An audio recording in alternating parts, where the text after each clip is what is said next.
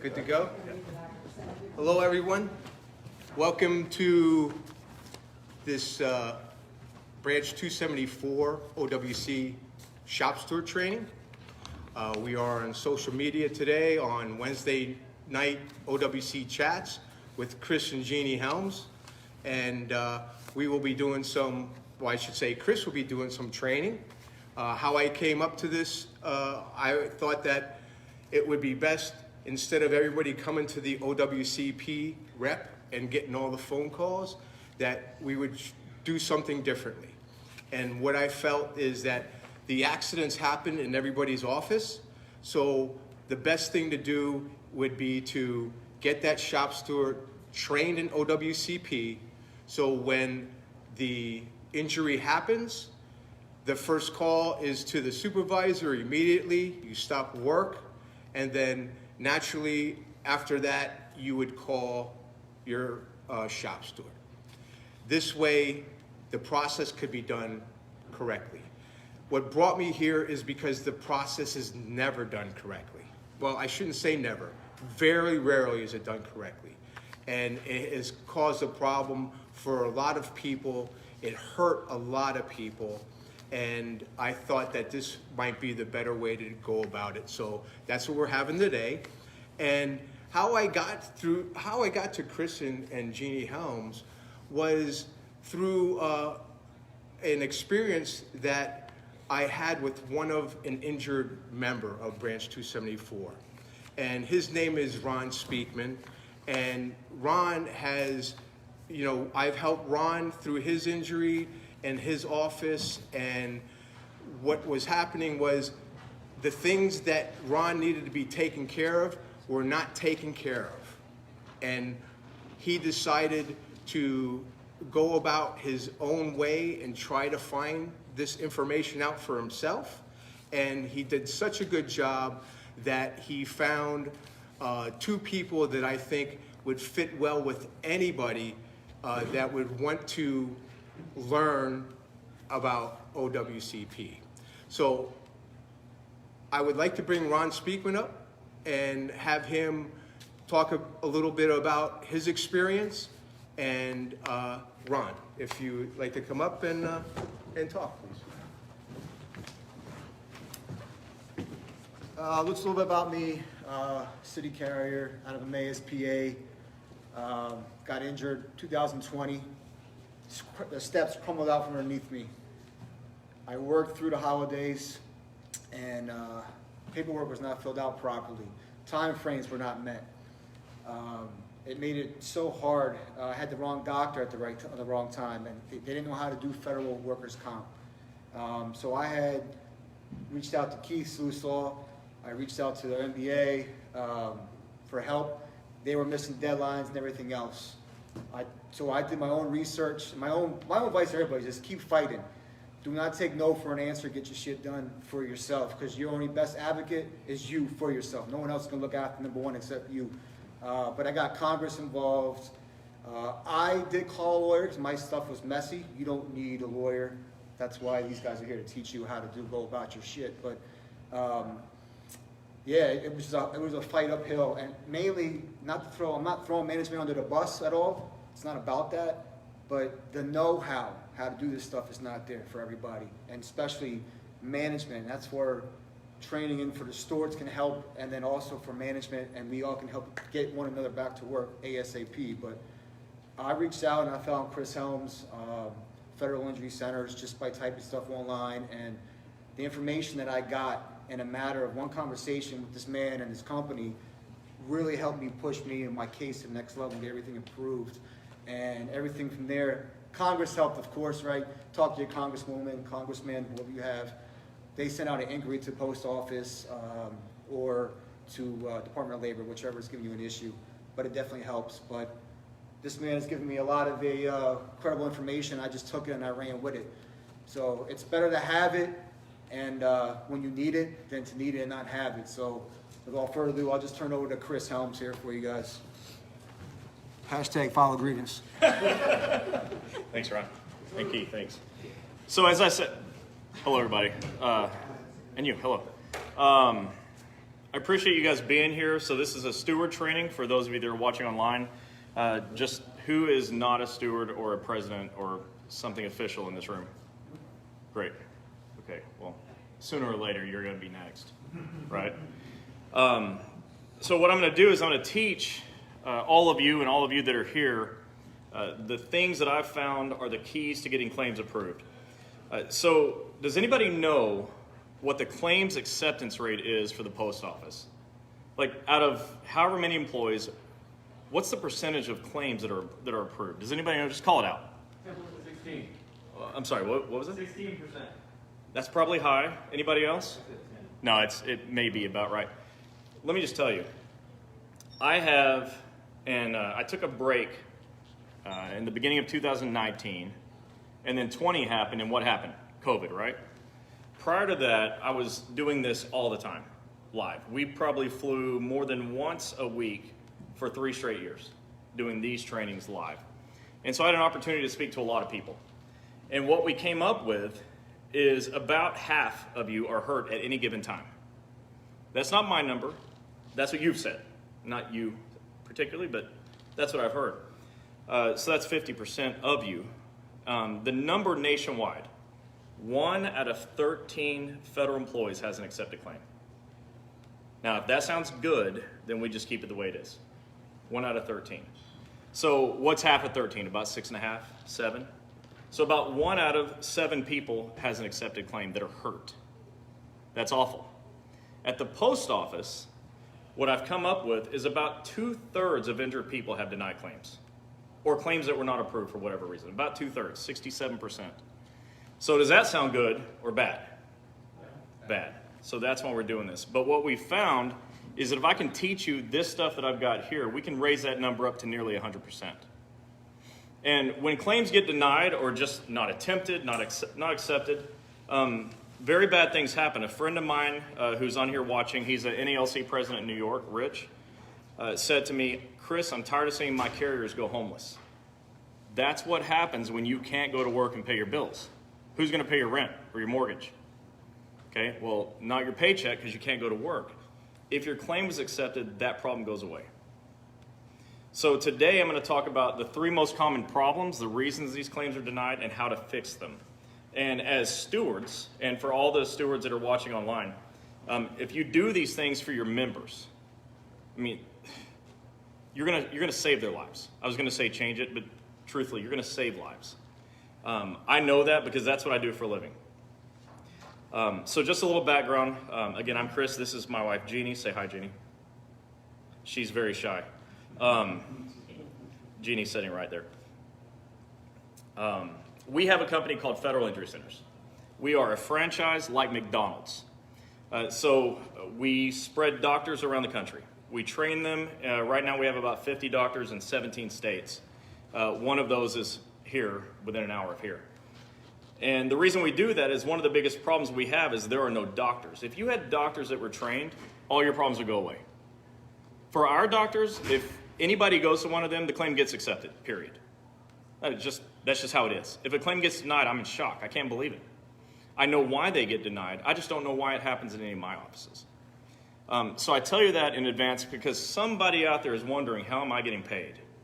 So it's a franchise, just like McDonald's. Okay, we get a royalty from the doctors. We don't tell them how to treat because I'm not a doctor. But I do train them to help you in what nobody else knows. You can go to an urgent care, an ER, an orthopedic surgeon. Who's a veteran here? Thank you. You can go to a VA doctor who are world-class doctors, and you can go to all these places and guaranteed to get a denial. How do I know? 1 out of 13 people has an accepted claim. That's the proof. So at the end of this, what I hope will happen is that you'll have the knowledge that your members need so that when they get hurt, you're able to help them through this. Because what you're going to see is what happens on day 1 will shape everything that happens next.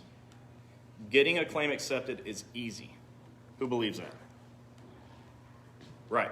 I didn't believe it either. It's easy. I'm going to show you how. So I just want to start with a couple of statements. OSHA has a website. You can, I forget the name of the site, but search this. It's if you search on Google, Federal Work Injury and Illness Statistics. You're going to find an OSHA page. It's a Excel sheet. And up until 2020, they tracked every federal agency and every injury with an asterisk next to it. The asterisk was they're not tracking every injury. They're tracking accepted claims. If your claim's denied, they don't care about you. But in 2020, something else happened. They deleted one of the federal agencies. Can anybody guess which one they deleted? You. Why do you think that is? So I don't know why that is, but you make up about half the federal workforce. So what happened there? I don't know. I just thought I'd ask. I'm wondering if anybody else knows. So here are the 3 reasons claims are not approved. And you all have this stuff, and I'm probably not going to read it word for word as we go because you'll get bored and I don't want you to fall asleep. But 3 things that happen. Number 1, people are scared. Has anybody seen that? Is anybody that you know scared to report an injury? Yes. Why? I mean, really, why are we scared? Because they hear all the horror stories. They're going to get fired, right? Yeah. Right? Or put on a bad shift or sent 60 miles away to work on a limited duty assignment, right? Does anybody, that happened to you? You know it's against the law? No, I did not. 50 miles is the limit. Well, I think it was just under 50. Well, just under is okay, but isn't that kind of crappy? Yeah. Yeah. So fear. So I'm going to go through this and give you the rules, the laws, so that you don't have to have that anymore. Forget fear. There's nothing to be scared of because the supervisors right now, and I know Ron said he's not going to, bash on the supervisors? Throughout this, I will. I don't care. They can't fire me. Who's got a problem with that? Okay, good. Because it's going to happen. We do a thing on Wednesday night chats. Who watches that, by the way? I know 1 back there, 2, 3. All right. Everybody just pause. So this is Wednesday night OWCP chats. People are watching it from all over the country. Every Wednesday night on Facebook and Instagram, but Facebook. If you search Wednesday night OWCP chats, she and I do a live training every week just on this, federal workers' comp. If anybody that you know has a question, they can come on, like it's happening right now, and they can ask questions and we'll answer them. Normally, I just answer them right there. She'll read the question out loud and I answer the question. Tonight, I have 5 people on answering those questions for us so that we can just do this. But you can send people there and they can get real-time help. Whatever they need, we're going to answer it. Even if it's not OWCP, if I know the answer, I'm going to give it to them. But so far, we're not getting stumped. So send people there.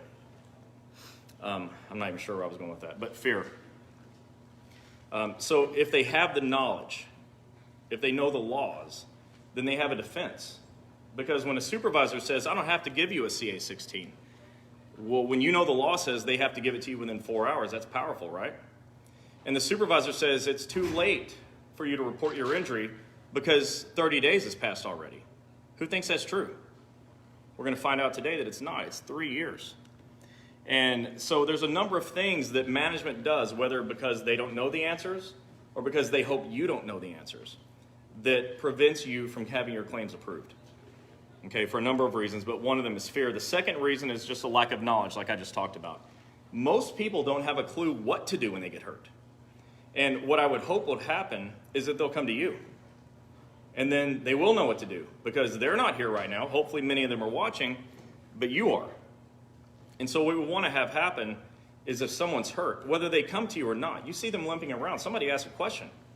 You see them, they can't reach overhead to do casing. Somebody asks a question. What happened? Let's help them get their injury reported because living with this is not really an option. Who knows anybody that's had to quit their job because they couldn't physically do the job anymore? Or who's been fired because they couldn't do their job anymore? Surely everybody raised their hand to that, right? You don't know people that have been fired because they couldn't do their job? I know hundreds of people that have. That should never happen again. So lack of knowledge. And the third thing is a lack of trained doctors. The number one reason a reported claim gets denied is doctors write terrible reports. They're the worst, okay? They are so smart to get through medical school and so dumb when it comes to writing reports. They're awful. And I have doctors on here watching right now because they work with us, and they know I'm going to say it. They're terrible. Not ours, but doctors are terrible. They'll write a 1-paragraph report. They'll write a sentence. They'll use bad diagnoses. They'll use bad, anyways, so many things that cause these claims to get denied. And that's why when you go to doctors and you hear people saying there's just no hope, there's no way this claim is going to get approved, it's because your doctors are terrible at what they're doing. And it's not their fault. You know, great surgeons are great at surgery, but they don't know how to write these reports. So that's the third reason, is a lack of trained doctors. So what I'm going to do is break these things down. And what I've supplied to you are laws, the actual law that is your defense. And later at the end, I'm going to show you how every bit of this is mirrored in your ELM. So when your supervisors give you a wrong answer, it's good to know that about.usps.com says something else. Okay, it says the stuff I'm going to teach you today. So at any time that I'm asking, if you have questions, please stop me and ask. No need to even raise your hand. Just yell it out, and let's deal with it. So let's first talk about fear. So the first law that I have here is the Code of Federal Regulations. For those of you that don't see my paper, 20 CFR 10.110A. The employer shall complete the agency portion of Forms CA 1 and 2 no more than 10 working days after receipt of notice. So why is that the first law? Because the first thing people do when they're scared is they say, my supervisor's going to be mad if I report this injury. But the thing is, and I say this all the time, I said it to a group of Social Security workers once, and I'll say it to you too. Repeat after me. I don't care what my supervisor thinks. Because I don't. If you care what they think, you'll never report your injuries. But at night, when they go home and they have a drink and go to bed, they're doing just fine. You're not, right? Because you're the one that got hurt. And if you can't work tomorrow, they will replace you. Who knows that's true? Absolutely. So the law says they shall fill out that form. Not maybe. They shall do it. No ifs, ands, or buts. They are required to, by law, fill it out. And then the next thing they do is they don't want to give you copies of anything. Does anybody know why? I'm going to talk about it in a minute, but your CA1 forms, who knows what a CA1 is? Okay, it's a form for reporting an injury that happens in a single shift. Has anybody ever read the second page of that? There's 4 questions there that if the supervisor writes something negative, it'll hose your case all the way. And so what I see most of the time is they'll hand you back the page you filled out, but they won't hand you back the second page. Why? Because they probably said it was due to willful misconduct, or you were intoxicated, or intent to injure yourself or another, or it didn't happen in performance of duty. What if they say that and you don't know it? How about the last question on the second page? If you intend to controvert continuation of pay, state your reason why. Would you like to know if they intend for you not to get paid? But they don't want to give you the second page. But this same law says, and give it to the employee along with copies of both sides of the CA 1 and 2. They are required to give it to you. If you have that second page, and you take it to any of my doctors, they're going to go straight to that page. They're going to see what a supervisor said, and I'm going to give you an example. Then they're going to write about it and make them famous. There was this postal supervisor in Maryland who saw a lady lift a box over her head, and she fell down. And he said it was willful misconduct. He checked, yes, willful misconduct. And if yes, state your reason why. So he had to say why. And on his reasoning, he said because she was noticeably unstable as she was walking to lift that box, so it was her fault. She should have known better. And so our doctor read that, wrote a paragraph that was called willful misconduct. And it said the willful misconduct was on the part of the supervisor who noticed somebody who was unsafe and allowed them to get hurt. Guess what happened to that claim? Approved. And we use that guy's name several times through the narrative, just in case. We had another one who a lady stepped into a hole. It was like in a ditch, and the ditch was there and the hole was in there, and she twisted her knee. She calls her supervisor. Everybody online has heard me tell this story, so they're all bored right now, but not me. I love this story. She called her supervisor and said, I stepped in a ditch. What do I do?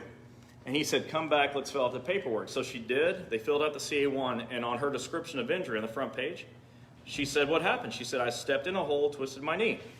Well, on the second page, there's a question that says, does your knowledge of the facts of this case agree with the statement of the employer witness? He said, no. Guess why? He said, she told me she stepped in a ditch, but on here she said she stepped in a hole. You can't make this up. So the doctor wrote in his narrative report a paragraph titled, and I'm not making this up, he said in bold letters, "The hole was in the ditch, you idiot." That was the title of his paragraph. And he used that guy's name. So that's a true story. And so he used the guy's name several times and got the claim approved. The reason I'm bringing this up is that if we didn't have the second page, we couldn't have addressed that. The claim is going to get denied, and then you have to go back and do a reconsideration. Maybe a year later, your claim gets approved. But if you get a copy of it, you see what they're trying to say, and we can handle it right now. And 11 out of 10 times, whatever they say is untrue. It's never right, ever. It's usually just out of malicious intent. So, it says, get a copy of both sides. So, when you ask for it, and as stewards, and you are helping your members report their injuries, maybe even going to the supervisor's office with them, you're saying, no, we want copies of everything. The law says we have a right to it. That's very important because claims will get denied otherwise, and we can prevent those denials. The next one says 20 CFR 10.16. A number of statutory provisions make it a crime to file a false or fraudulent claim or statement to the government in connection with a claim under FECA or to wrongfully impede a FECA claim. FECA is the law, Federal Employees Compensation Act. So this law says it's a crime to prevent people from reporting their injuries. What are we scared about? Okay, if they don't let us report our injuries, they're breaking the law. It's a crime. And if on that second page they willfully, knowingly make a false statement, that's also a crime. It's there in the law. And so when we get our copies of the pages back and we review it before walking out the door and we see the supervisor wrote something that's not true, it's in the supervisor's interest that we turn that around and say, are you sure you want to stick with this? Because that's not true. You show them the law, it's a crime to do this. You know that's false. So most people, I don't own a thing that's orange. That's orange, I wouldn't wear that. I'm superstitious, okay? Most people, the idea of being in trouble criminally will make them change that statement. I would. Okay, I'd never make a false statement in the first place, but they do it all the time. Get copies of everything, and then when it's not true, turn it back around and say, are you sure you want to stick with this? Because our doctors are going to make you famous, and then you're going to have to deal with it. And 19 U.S. Code 1922 says, whoever induces, compels, or directs an injured employee to forgo filing an injury claim shall be fined, imprisoned, or both. Fines can reach up to $10,000. Imprisonment can be up to 10 years. Okay, so whoever induces, compels, or directs an injured employee to forego filing a claim. So let me ask you, if you were threatened to be fired, would that induce you to not file a claim? Yes. Yeah, it happens all the time, doesn't it? Why aren't we doing something about it? So what could somebody do if that happened to them, Ron? What could they file? What does your shirt say? File a grievance. I mean, that's where we start, file a grievance. You know, let's start the process of this. Who here has ever filed a labor board charge? Okay, I'm glad. I wish I could. But I think there are probably charges here that could be filed. And the other thing I'm going to talk about, and it's what's next, is OSHA. Has anybody ever filed an OSHA complaint? Oh, you're so proud, and I'm proud of you for being that proud. So 1-800-321-OSHA. 1-800-321-OSHA. It's the easiest number in the world to memorize. I know it better than my own phone number. 1-800-321-OSHA. So OSHA, if you look here, the sixth employee right is the right to report an injury and to get copies of your records. So the right to report, OSHA says it's your right to report. And then over here on the right side, it says it is illegal for an employer to fire, demote, transfer, or otherwise retaliate against a worker who complains to OSHA. So some people still don't want to complain. So don't. Call them and ask questions. I want to report my injury. My supervisor refuses to give me my forms. Is that a violation? You say that the sixth employee right is to report an injury. Is it a violation for me not to be able to? So I can tell you from experience that the answer to that is yes. I know a postmaster who told someone their best option after being hurt was to resign. OSHA didn't appreciate it very much, and that postmaster didn't get transferred. Okay, they got reemployed in another industry. Out of here. So they take this stuff very seriously. And then when OSHA comes in, what do you think they look at? Everything. Not just one thing, everything. There's just a side note. There was a, be right back. There was a situation where we're from, where an LOB caught on fire. And the person called and said, my vehicle's on fire, what do I do? And the supervisor said, quick, run back into the fire and get the packages out. She did. She did. Smoke inhalation and the franticness of moving stuff. She hurt her back. She may be watching here tonight. And when I met her, I said, hey, do you think that might have been a safety violation? I don't know. Well, let's call OSHA and ask. They came and inspected every vehicle. That's how it goes. Turns out a bunch of other ones were probably going to catch on fire. And now they're not. So 1-800-321-OSHA. If they don't let your people report an injury, do something about it. Don't forget Staten Island, Rich Ray. If you're watching, Rich Ray, what's up? About three of his employees under a 90-day probationary period got in an accident, whatever the case was. They got letters in the mail. They're sitting at home. You're terminated. Well, they retaliated. They reported the work injury. But they fired him. So I don't know if you want to get more. Well, that's exactly right. And a lot of people ask me all the time, I'm 1 month on the job. Can I report an injury? And my answer is, are you a federal employee or not? Because if you are, yes, you can. And it is, as OSHA says, illegal to fire somebody for doing so. So it doesn't matter if you're new. You can't be fired for it, period. And people need to know that. And so to get rid of the fear, let's show the law. And even better, let's take the law to management. OSHA got your back, definitely. In a minute, I'm going to show you some forms. You all have copies of the book. Have a good time writing it. I know the author. But I also, on that website where the book is, are these forms. You can always get them for free. I'll mention them in a minute. Yes, sir? When we're filing agreements for any one of these laws, do we cite this law, or does it I would. mirror something in our ELM? Okay, so I have the ELM as well, and it mirrors the ELM completely. The ELM comes from the law. Yeah, and actually have it here. I'm going to read it to you guys in a minute. Not word for word, of course, because I don't want you to be bored. But yeah, you can cite the ELM and the law because they're one and the same. So let's get rid of fear by showing employees that there's really nothing to fear. The law is on your side. The law is not there to punish people who are hurt. It's there to protect you. And that's not understood because the rumor is that you can be fired. Well, that is only possible if you allow it to continue. It should never happen. You can stop it tomorrow because the law is on your side. Any questions on that? Anybody want to ask anything? All right, so that's fear. What about lack of knowledge? Who has ever seen or heard of a form CA-10? You have it in your packet. Who's heard of it? I got one hand, 2, 3. Okay, so that's more than I'm used to seeing. Most people have never heard of it. Before October, I would stand up and say, this form was last revised October of 1987, and it was. For like 35 years, nothing had ever been changed on the CA-10. And prior to it being, right now it says post on agency's website. Before it said post on employee's bulletin board. And so for 35 years, I was able to stand up here and say, you mean to tell me you've never seen it on your bulletin board? Of course you haven't. But had you seen it, you would know what to do when you're hurt at work. But if it's not posted, then you're in the dark and management doesn't have to worry about it. Okay, but we want them to be thinking about it. We want them to worry about it a lot. Okay, because when someone gets hurt, believe me, they're worrying about it. So management should be liable for this as well.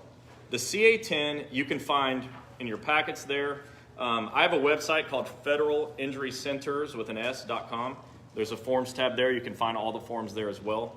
I have it there because OWCP's website typically doesn't work. You try to click it and the forms won't load. They always load on mine. But this thing changed, and so the reason I really want to talk about it, first of all, I'm going to tell you what's in it, and then I'm going to tell you what's going to cause you a lot of problems because it's in it. They made a couple of changes to this that are definitely going to confuse your management and cause problems for you. So let's deal with it. But it's broken. It used to be broken down into 5 sections. Now it's 1, 2, 3, 4, 5, 6 sections. So the first section says report to your supervisor. Who thinks that's going to be fun? Obviously, it's not. But you got to do it. Report to your supervisor. The problem is it says as soon as possible. As soon as possible is now. You got to tell people to stop waiting to report their injuries. People will, with an all number of reasons, say, you know, I'm just going to wait and see if I get better. Well, what if you don't? Well, let me tell you what happens. If you wait 7 days, you start losing benefits. Now, raise your hand if you'd like to lose any benefits. Nobody ever does. So you lose your CA-16. Has anybody ever heard of that form? 2 people have heard of CA-16. 3? All right. So a CA-1 claim or a CA-1 injury happened in a single shift. Everybody got that, right? If you report that CA-1 injury within 7 days, you get what's called a Form CA-16. A CA-16 pays all of your medical bills for 60 days. If your claim is never approved, they never ask you to pay it back. It pays your medical bills. Now, if you don't have a CA-16, it's no problem. Guess who gets to pay your medical bills? You do.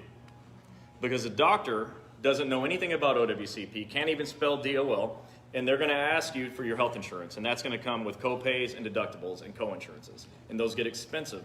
Now, what if you're somebody that needs emergency surgery, or you've got to be hospitalized, or an ambulance ride, God forbid? It's instant deductibles, and those are $2,000 plus. Who's got that right now ready to pay? Because that's what happens if you don't have a CA-16. Instantly, you're behind it. You're saying, how do I pay for this injury? I woke up, I was fine, now I'm hurt. What do? I can't afford this. Can I just ask, You can. how do you get the CA-16? I'm going to tell you exactly how to get a CA-16. Believe me, it's one of the most important things. Yes, sir. Just from my experience with the supervisors and managers that I'm dealing with, they'll gladly tell people CA-16s are only for emergency treatment. So I've got the law that has nowhere in it emergency treatment. So, and that's what we do. We show them the law. The other thing, and I'm just going to skip ahead for a second. When I read the law, it says management shall give you a CA-16. It doesn't say management shall give you a CA-16 if they think it's an emergency. Because if any manager thinks they know what's the difference between an emergency or not, ask for their medical license. I'm guessing none of them are actually doctors. Okay, so we go back to the law and say, no, that's not how this works. So, but back to timeframes. If you wait 7 days, you can't have it. And from my experience, which has spanned nearly 20 years doing what I'm doing, the number one reason people lose everything after a work injury is on day one, they don't get a CA-16. Because right away, they're broke. Just right away. And now, how do I pay my medical bills? I got to go back to work. I'm hurt. How do I go back to work? And so what I used to say is, how do you make it to retirement if you can't make it through your next work shift? Well, if you report on time, we don't have to worry about that because you got to report within 7 days, but the soonest possible time to do anything is when? Now. So as stewards, you should be telling everybody, get a CA-16, but more importantly, you should be going with them and demanding a CA-16. Because nobody else knows what the CA-16 was either. Here, 3 people knew. Now you all do. And if you have it, you don't worry about how to pay the bills. And guess what it pays for? Therapy, doctor's visits, ER visits, emergency surgery, pharmacy. It pays for everything. And you don't have to. So we don't want people making financial decisions about their health because this is there for that purpose. Now, the other thing you lose if you wait is COP, continuation of pay. Who knows what that is? Okay, more people know that. It's good, almost all of you. But if you wait 30 days, you can't have that either. On day 31, you're no longer eligible for continuation of pay, which is good for 45 days of time off. So if you report on time and you get a CA-16 and COP, you're not worried about how to pay your bills, and you're not worried about how you're going to get paid to pay your rent or mortgage and car payment and electricity and everything else, because you're getting paid for 6 weeks. So you get 60 days of medical bills covered and 6 weeks of time off. God forbid you should need time off. Now, as a side note, and for everybody that's watching, the best way to get paid is to clock in, obviously. There's no hoops to jump through if you're on the clock. But if you can't, what will you do? Well, reporting on time ensures you don't have to worry about it. And people that don't report on time worry about it and end up homeless or worse. I take no pleasure in telling you all the number of people I've seen that have committed suicide. Just, they couldn't take anymore. There's a lady in Florida who hung herself in the back of her LLV. She just couldn't take it anymore. There was a TSA guy who jumped from the 3rd floor. I mean, all of this is unnecessary. A CA-16 and COP and finding the right doctor solves all your problems. All of them. But you got to know this before you can apply it. So the CA-10, the second section says obtain medical care. But guess what else it says? It says get a CA-16. But nobody's ever seen this form. It's right there. Get a CA-16. It also says you can choose your own doctor. What did I say is the 3rd reason claims get denied? Doctor. But what's happening? I mean, they're telling you where to go, right? They're saying, okay, go over here, go to this urgent care. You guys have an urgent care they like to send people to? Yeah, they're sending them to an automatic denial. Because the urgent cares, they're run by nurse practitioners. I love nurse practitioners. We employ them all over the country. But without a counter signature of a medical doctor, it's a denial, automatic. The claims examiner won't even read it. They just send it back and they say it wasn't written by a qualified physician. The end. So you get sent to an urgent care, you're sent to a sure denial. Every single time. You have a right to choose your own doctor, and the CA-10 said so, but it's not posted. Nobody's ever seen it.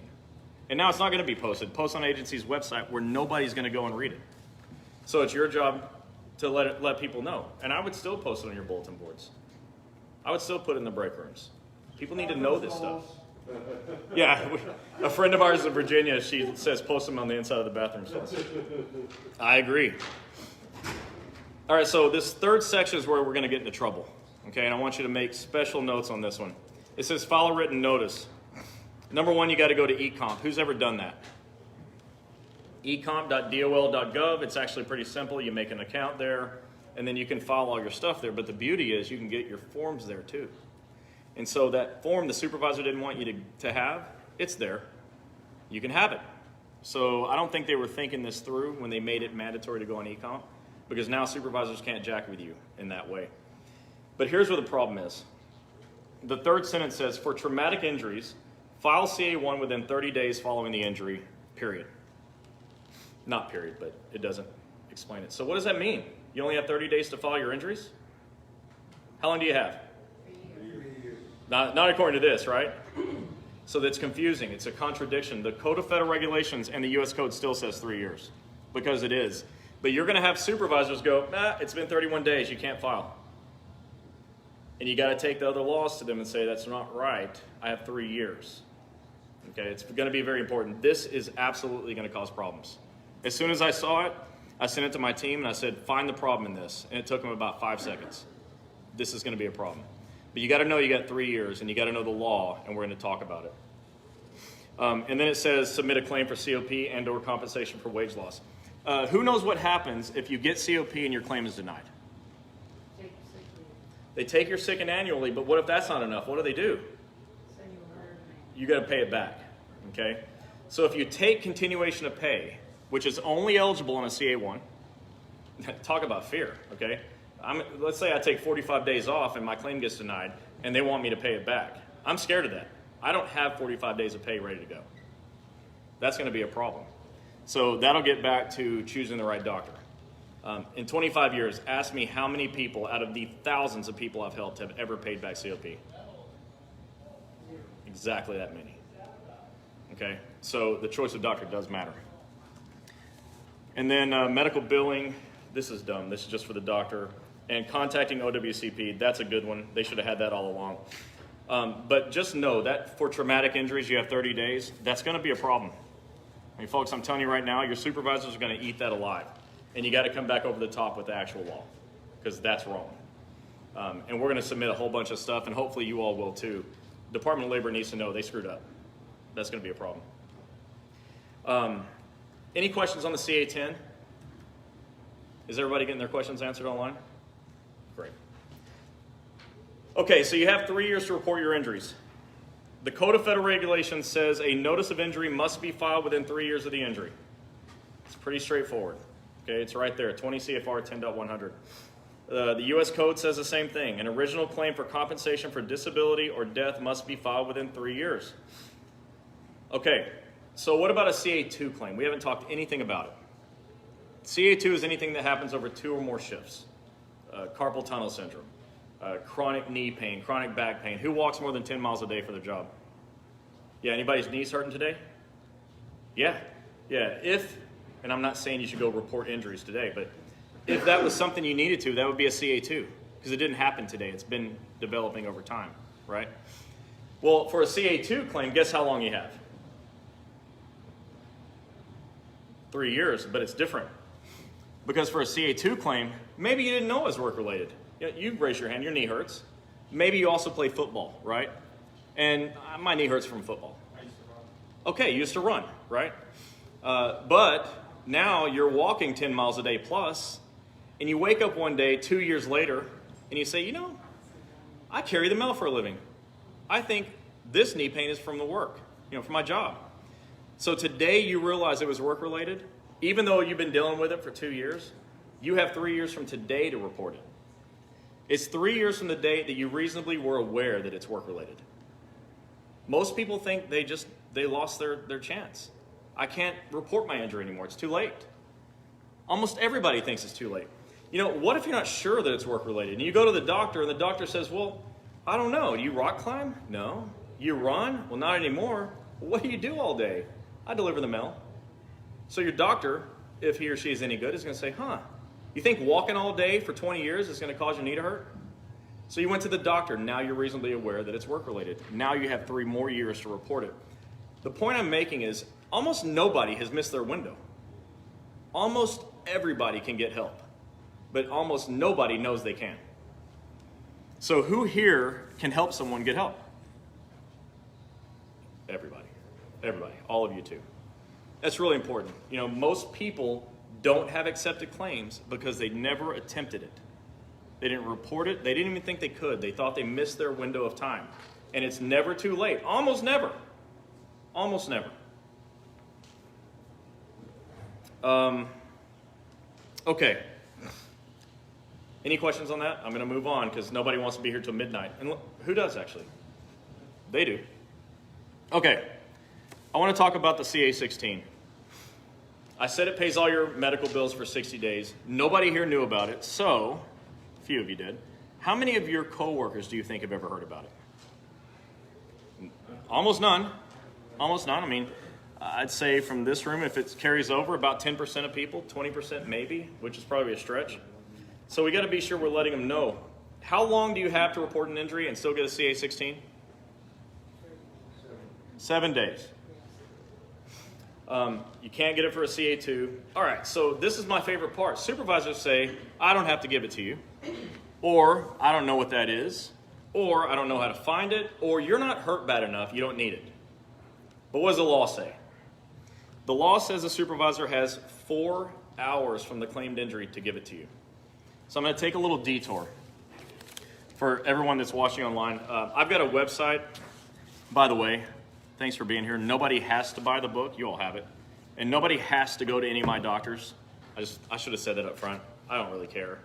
If you want to go to that urgent care and get your claim denied, you're welcome to. That was a really bad joke. Okay, but I made these forms because, I've talked to so many people. And I found out that people were not getting their CA16s. And so on my website, breakingowcp.com, I have a tab for free downloads. Because I want people to know you can go there and don't have to pay anything. All right. And so I made these forms, and you have them in your packet as well. But what I did is I took the law that says when an employee sustains a work-related traumatic injury that requires medical exam, treatment, or both, the employer shall authorize such exam and/or treatment by issuing a CA16. So on this form where you're requesting a CA16, you got the law. And then letter B says, and they shall give it to you within 4 hours. Well, they didn't know that. They're going to try not to give you the form. But if you give them one of these, and you don't have to. Look, it's my form. It's not official. But it's nice to put them on notice that they have to give it to you. And I recommend it. In one way or another, whether you use the form or not, use the law. Put them on notice. Now, I did a fun thing here. I have the supervisor's name because I want to know who I requested it from. I have the date and time that it was requested and the date and time that it was issued. If the time it was issued is 4 hours and 1 minute past, what should you do? File a grievance. File a grievance. And for everybody online, file a grievance. You know, if we could get 10,000 grievances, 100,000 grievances on CA16s, I bet you get more of them. I bet you get a lot more of them. I don't care if the penalty for losing a grievance is $10. Let's do it 10,000 times, 100,000 times. Let's make it stop. Because CA16s prevent people from spiraling out of control financially. So you got to get one. Anyways, I made this form for anybody in the world to have. And so far what I'm hearing from people is that when they have the form, they get their CA16. It's like magic. Okay, so you report an injury, you don't get a CA16, you go to the doctor, you get treatment, you come back, you file the grievance, you win the grievance saying that you should have gotten the CA16. How do you double back and get that CA16 now after the fact? So the question is, I didn't get my CA16. I file a grievance, I win. Later on, how do I get it? Your supervisor's got to be really nice because after 7 days, they don't have to give it to you. It's a serious problem. The law says they don't have to give it to you after 7 days. And if you don't ask for it, they're not liable for it anyways. So what I suggest is demand. Show the law, demand, bring it, one of you into the room with them, demand some more. You can go to my website, Federal Injury Centers, and get a copy of the CA16. So that takes away them saying, I don't know what that is or how to find it, because we have one. We got it from APW, thank you very much. You guys are the only place in the world that have it posted online. So I borrowed it. And you can't do anything with it till it's signed, but we can sure put it in front of them, say the law says you have to do this now. I recommend it, yes sir. You file a grievance on the CA16. Do you include in the remedy that any costs have to be paid by the post office? So I don't know how you do Or grievances. reimbursement for the costs? Yeah, I wish I could answer that. I would defer to you on that. That was a good question. So when you figure it out, let me know. Okay, so the law is clear, okay, and the form helps if you want it, but more importantly, most importantly, use the law. Don't allow anybody to go without it. Because most doctors, they don't know how to bill OWCP. And if they don't have a way to get paid, they know that you have health insurance and they'll ask you for it. But if you give them a CA16, most of them will use it. And that CA16 travels to every place you go. So it'll cover all your bills everywhere. Keith. And I'd like to say something to Chris, to everybody, and this is why we're having training for shop stewards, is when the claimant asks for the CA16 and it's not given, your first call should be to your shop steward and tell them that they're not giving it to you, or your OWCP rep, because that rep or that shop steward, including you today, knows that that's not true, that you could just tell them right now, get on the phone with that supervisor and say, you will give it to them today, or you give me your postmaster, and we'll hand it on the table. But don't go to the doctor because you didn't get it. Let's stop, let's call people, let's get it at that time right there. And then we won't have this problem. Yeah. What are the questions on that? To me, this is one of the most important things. Not having it in the beginning and not having COP makes everything just get out of control quick. I said, if we do everything right on the first day, most of the problems go away. We're talking about first day stuff. All of this is like first hour. All of it. Okay. So they have 4 hours to give it to you. So we talked about fear and lack of knowledge. So if people weren't scared, and if they knew what to do, would the odds of claims being accepted go up? Well, they would, because they'd be attempted. Because they would try. Right now, too many people don't even try. They're just scared, and they don't know how. So they're going to rely on you as stewards to know how. Okay? I rely on you as stewards to know how. I can only touch the people that are listening. But you can touch a whole bunch of people that aren't even listening right now, because they're listening to you. So I hope you'll take that back. Okay? They have a right to report. They have how long? 3 years. They can report as soon as possible, but what's the best time? Now. If you report now, what happens? Get your 16, get your COP. Okay? What doctor do you have to go to? Whichever one you want. You decide. You know, there's a law, and I'm going to get to it here, but I'm going to jump ahead, that says no person can be required to go to a doctor who's employed by or under contract with the agency. We have this place in Florida. I don't normally call people out. This place is called One Call. And One Call is not really breaking the law. They're doing everything right. And a post office there has a folder with a One Call sheet. I don't even know what kind of doctor. I never took the time to look them up. Rehab. It's some sort of doctor, whatever. They're doctors. And people think they have to go. I got to go to that doctor because it's in my folder that the supervisor gave me. Well, that doctor is likely contracted with that branch, that agency. But they don't have to go there. The doctor's not doing anything wrong by having their folder there. Hell, I'd like to have my stuff in there. At least I know the claims will get accepted, but they can do it. But here's what the problem was. Somehow, somebody got a phone call from One Call. How'd they know that there was an injured person? Anybody heard of Privacy Act? HIPAA? Anybody heard of that? So this person got a call from One Call and said to me, I didn't receive the call, I didn't hear it, but said to me that they were told that, why are you there? You got to come back over here. You got to let people know. Go where you want to go. Nobody can force you to go anywhere. You can choose it. If people want to go to this One Call, they should go there. You know, like I said, if you like the urgent care, you should go there. If you like your family doctor, you should go there. But you shouldn't go anywhere that you're forced to go. Because in the end, when you get a denial, whether you chose it or not, you chose it. Because you chose to go there. You don't have to. It's worth taking the time to find a trained doctor. And so I'm going to get into the point of lack of trained doctors. And most people right now are going, oh, okay, this is Chris trying to sell his doctors. I'm not. In fact, I'll tell you, go to Google and search what I'm about to tell you to search. And tell everybody to do this.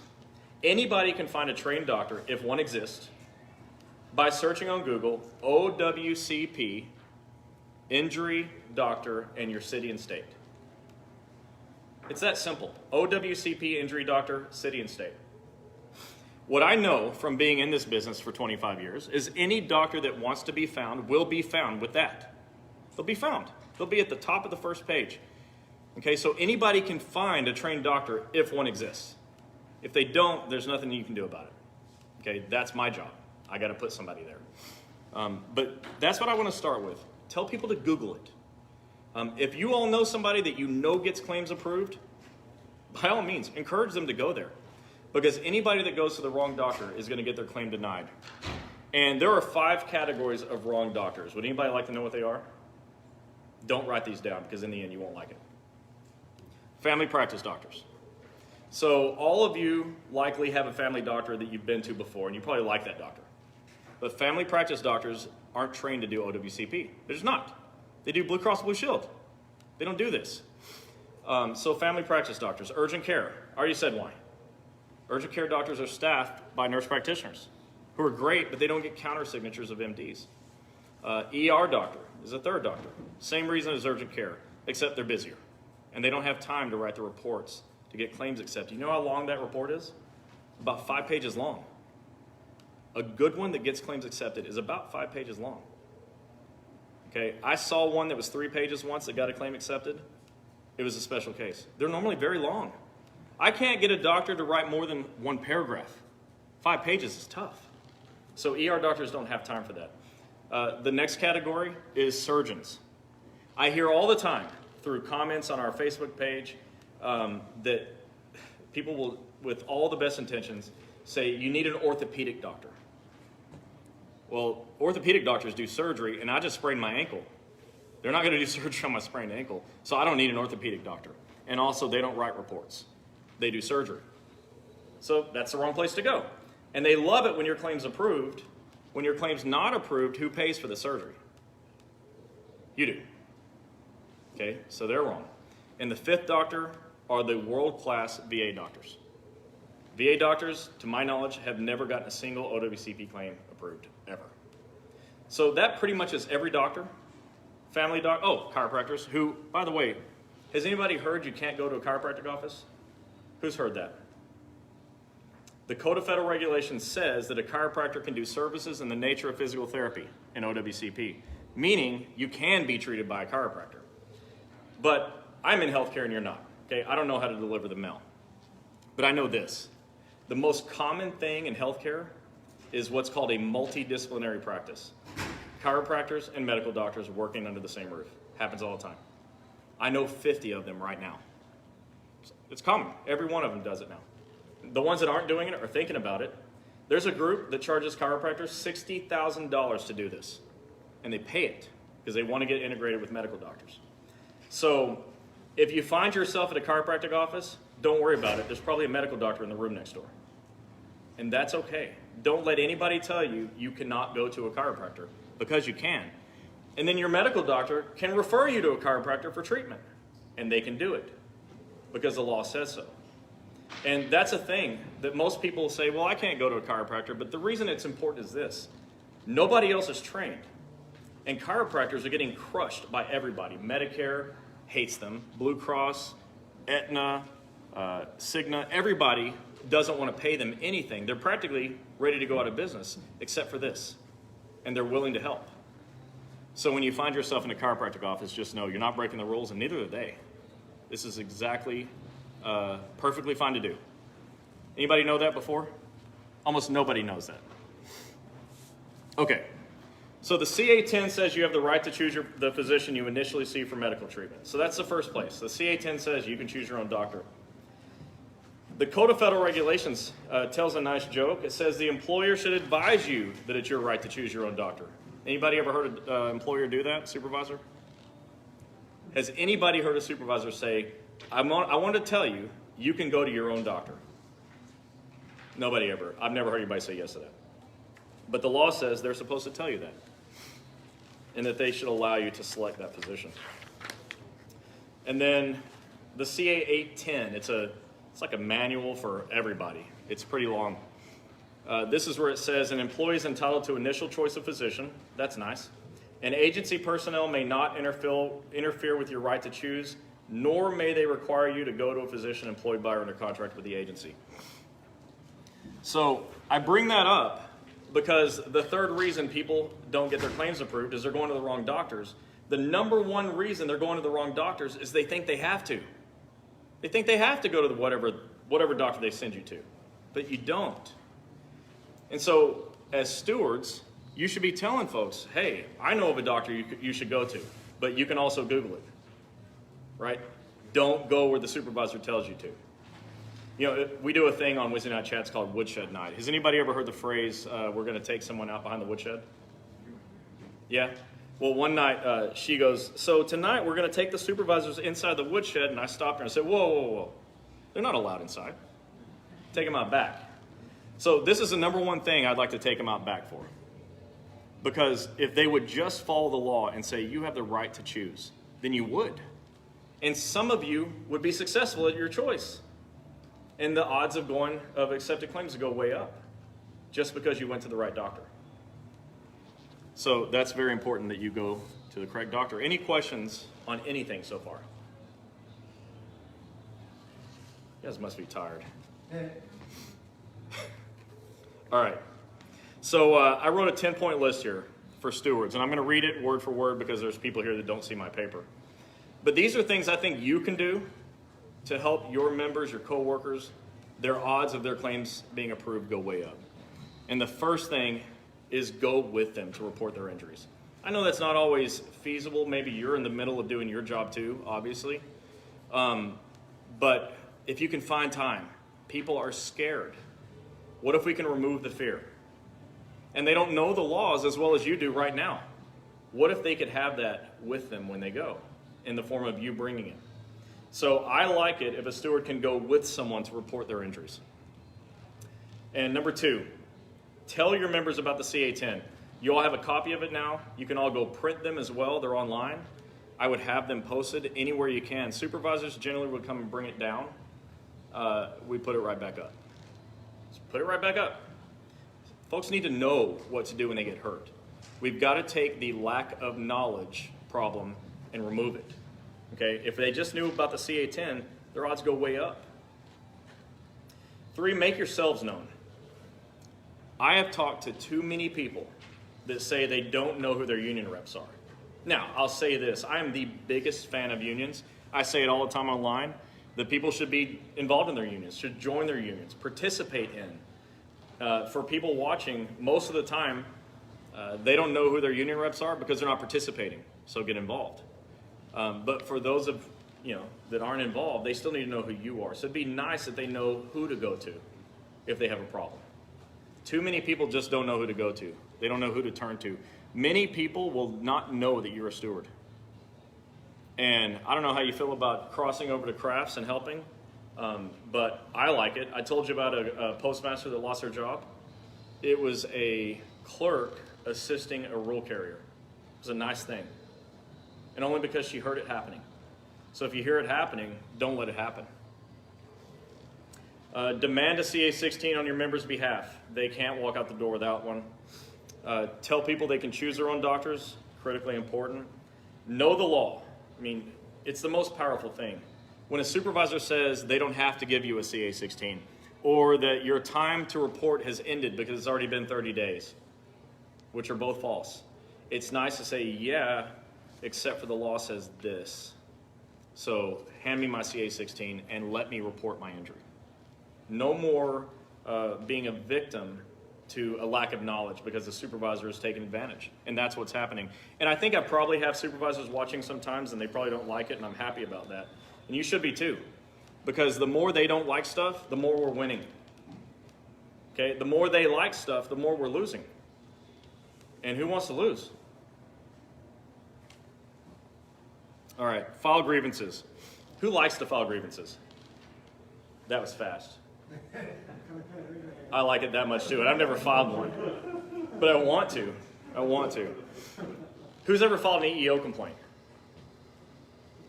Does anybody think that's effective? I think it is, otherwise it wouldn't be a remedy, but no? I think do it anyways because it's out there to do. OSHA complaints, has anybody filed an OSHA complaint? Okay, that's good. I love OSHA complaints. And I asked earlier, but I'm going to ask again, labor board charges. Who's ever filed it? Did you win? Yes. See, and they use the winning of the labor board charges as precedent in the future. They'll go back and look and say, oh yeah, we already ruled on this. It's a win again. So I love that too. I know a grievance has got to be finalized first, right? I think if there's a grievance, you got to be done with the grievance. But it's an option. Step, you have to choose one or the other. So if you've already filed the grievance, you have to wait, right? It's not if you filed a grievance, you can't file labor board. I think if the grievance gets to step 2 or step 3, then you have to choose Okay. charge or the grievance. So I'm glad there's presidents in the room. So, just consult with each other. But these are remedies. Grievances, EEO complaints, OSHA complaints, and labor board charges are remedies. They're real. And your members don't really know that these are options unless you say, hey, these are options. But when the supervisor breaks the law, do you think the supervisor is also breaking your contract?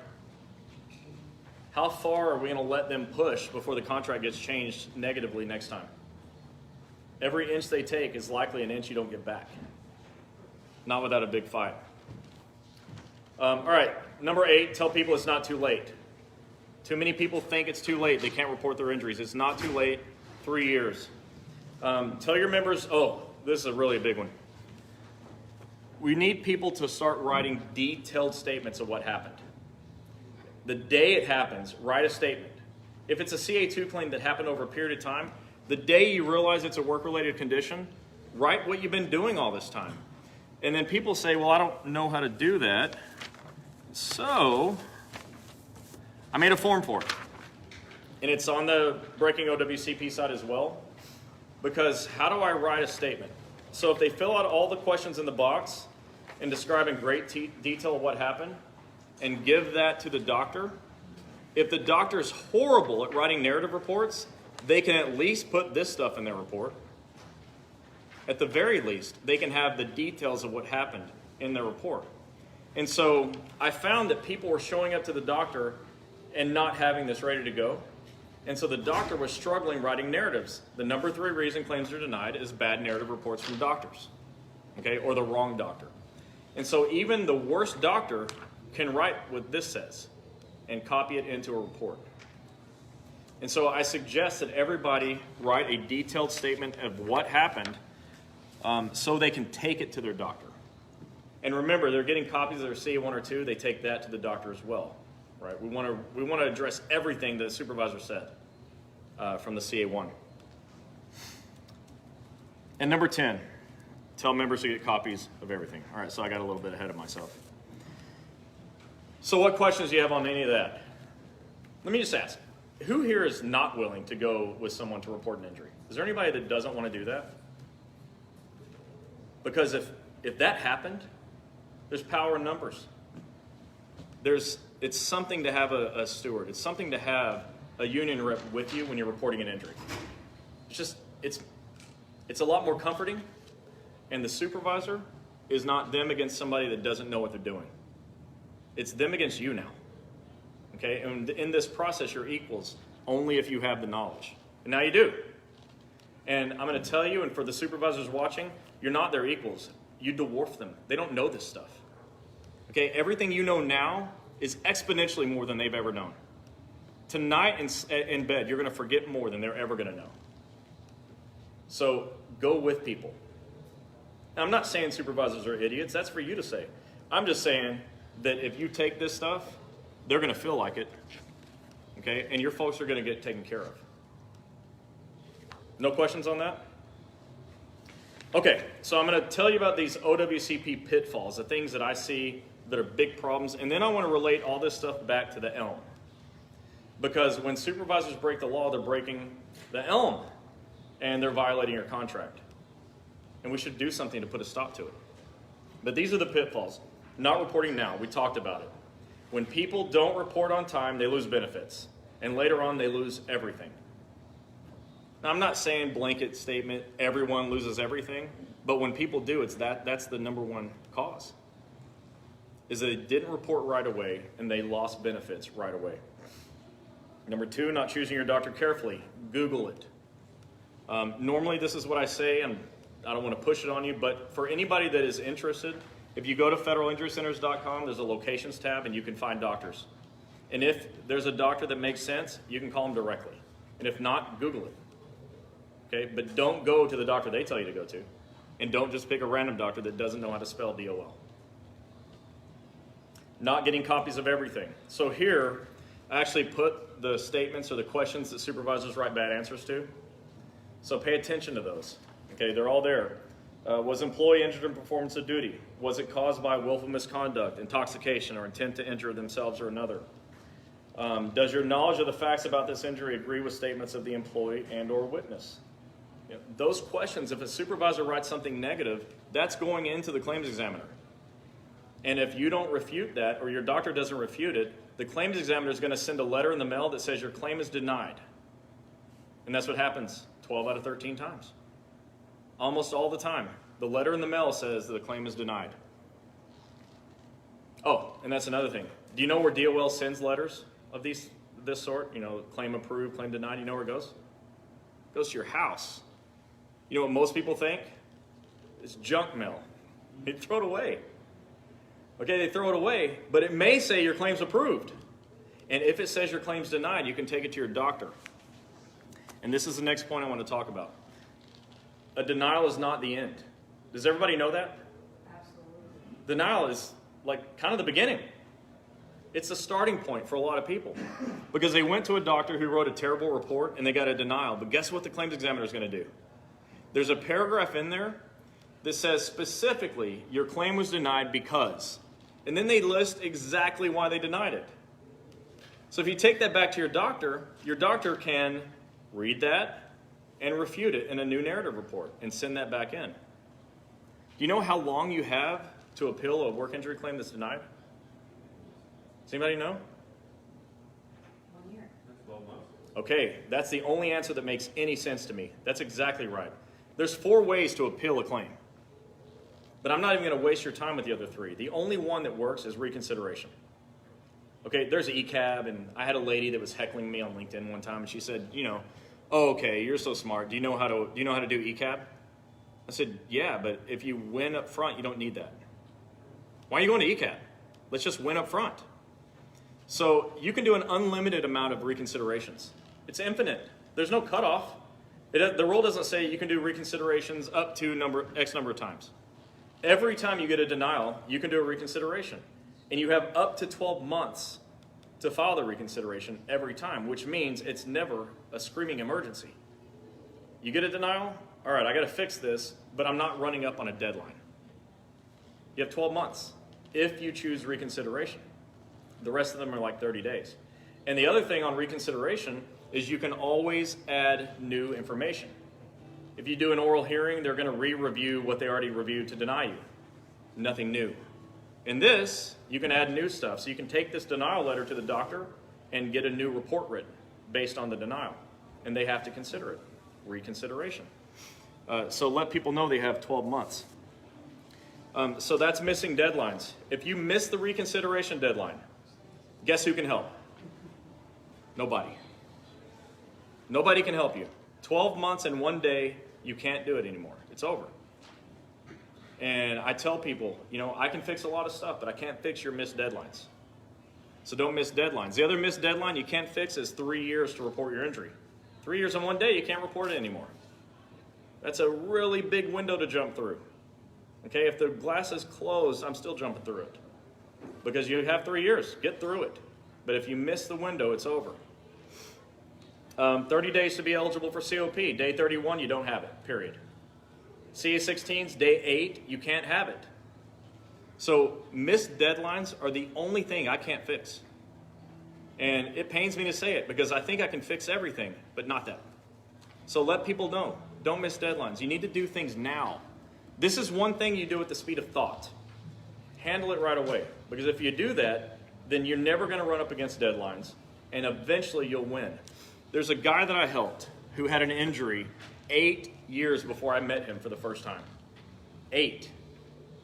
And the only thing that went right for this guy in 8 years is he filed his reconsiderations. That's all that went right. And after 8 years, I met him, and we found out that all he needed was a witness statement. So those of you that don't know, the box 16 at the front of the CA1 form says witness statement. You know how many times I see witness statement filled out? Never. Nobody wants to get involved. I say to everyone, be a witness and get a witness. When I met this guy after 8 years, the reason he got his claim approved is we found the human being that he lifted and hurt his back, and that guy gave a witness statement 8 years later. And after getting a witness statement, his claim got approved 8 years later. What if he would have had it on day 1? So that's the next thing. Encourage people to give witness statements. Remember not to file false statements, right? Let's tell the truth at all times because it's a crime not to. But if you get a witness statement, I have experienced that makes things more of a slam dunk. So I recommend it. If box 16 is empty, my receptionist in 50 offices know to say, hey, wasn't there a witness? Don't you want to go get a witness statement? It's that basic. We should all be doing it. 8 years later, this guy got his claim approved. You know what happened in the middle of that, though? Just a side note. I met him, and then over here, his claim got approved. Right here, he got fired. 8 years later. What do you think that was about? Why didn't they fire him last year? He started making progress. Okay? But he got his claim approved, so guess what happened next? His union was very strong. They got his job back, and he got paid for all that time off. He went on vacation. That's what happened. That was a vacation, and I think he needed it after 8 years. So missing deadlines is critically important. Don't let people miss deadlines. Okay, so I'm going to get this last part in a minute. I want to just quickly go over the ELM because I think it's that important. Your supervisors are breaking the rules, the laws, that are written by them, basically. Okay, I found this at the USPS website. That's where you find it too. The ELM is right there as a PDF. So here it says that you have 3 years to file an injury for a CA1. It says here for a CA2 you have 3 years to file an injury. Here it says $10,000 or 5 years in prison for filing a false claim. Right there. Or for filing a false statement. Here, penalty for refusal to process a claim is up to 1 year in prison. That's right there on the USPS website. The supervisors should know that when they break this rule that they could go to jail. They should know that. We should tell them. I think you should all tell them. Does it sound like a threat? Of course, it is one. You know, but your life or your member's life is at stake here, very literally. So we should let them know, you're going to break the law. It's right there in the ELM. If you don't want to read anywhere else, it's right there. I found it this morning before I got on an airplane. In 30 minutes, I searched Google and found all of this. Well, I left what I found on the airplane. Ron reprinted it for me. But it's that easy to find. It's in the ELM. Here, continuation of pay. It says, FECA provides that the employer must continue the employee's regular pay with COP. Must do it. They must do it. You know how many times I hear people say, my supervisor said I can't have COP? Or they say in box 15, I check COP, but they keep taking my sick and annual leave. Why am I not getting COP? That's a problem. Would you rather use your sick or your, let's say, vacation time? Would you like to use your vacation time for a work injury or for a vacation? Well, this says they must let you use COP. Here it says an employee who elects to use sick or annual leave during the 45-day period in which COP is available is not entitled to buyback. So does anybody know what leave buyback is? So the other thing that happens is on day 1, when you report your injury, box 15 says, do you want COP or sick and annual leave? And I hear people all the time saying, I chose sick and annual leave, but I want to go back and get COP. Well, the rules basically say if it's within 45 days, you can probably still do that. But then other people say, I wish I would have taken COP, but I used my sick and annual leave. I want to buy it back. It says you can't. So let people know. Make your choice wisely on day 1. You can't buy it back. And for the supervisors, when a notice of traumatic injury or occupational disease, so a CA1 or 2 is filed, the immediate supervisor is responsible for doing the following. Letter F is prompt completion and forwarding of the CA1 and 2 to the control office on the same day it's received from the employee. Do you know how many times I hear people say I reported my injury 30 days ago and I've never heard anything back? Well, you know what? Most of the time that accidentally got lost in the trash can. And I'd file a grievance. I'd call OSHA because that means they didn't get to report their injury. You can fill the paper out or you can go on eComp and fill it out. If the supervisor never does their part, it never was reported. So here the ELM says you got to do it right away. And here it says the supervisor must advise the employee of the right to select a physician of their choice. Not supervisors saying you have to go to this doctor over here. It's contradicted there. It's in the ELM. They're supposed to tell you you can choose your own doctor, not make you go to whatever doctor that's going to get your claim denied. Hang in there. I hear the yawning. I see it. We're going to be done. And then this last one on CA16. The ELM says the control office or control point must advise the employee the right to initial choice of physician, and they must issue a properly executed Form CA16 within 4 hours. It's in the ELM. Anybody ever know about that? It's right there. I found it in less than 30 minutes this morning before I got on an airplane. You could do it too. The ELM is there, and the beautiful thing is, honestly, I never read it before today. I've had people tell me about it, but I never read it. But it mirrors the law. So even if you don't want to go and search for the Code of Federal Regulations on this or the U.S. Code on that, the ELM's on your website. And when supervisors violate the law, it's Chapter 5, Employee Benefits. It's easy. You don't even have to read the rest of it. Just go to Chapter 5. It's there. Any questions on that? It's important. Yes. We get a copy of those ELM. You can have that. Yeah, you can have it. And I've got copies I can email to you as well. If anybody wants, give me your email address. I'll send it. Okay. Yes.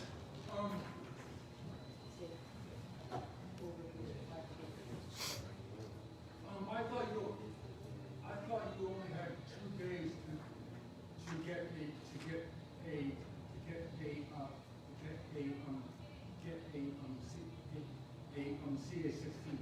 Yeah, everyone thinks that if they don't, they have to do it right away. Like I said, report today and you can have a CA16, but the law says you have to report within 7 days. So not 2, but 7. That's the law. And it's in here as well. The element says that as well. So the law is 7 days to get a CA16. Anybody that says, well, it's been 2 days, you can't have one, are wrong or they're lying to you. It's absolutely 7 days. 100%, it's 7 days. Yes, sir. Question on the CA1 time limits. Yeah. Something that's popped up in the last month or so is when someone reports an accident or an injury, the supervisor will give them a form that says, I choose to file a CA1, I decline to file a CA1.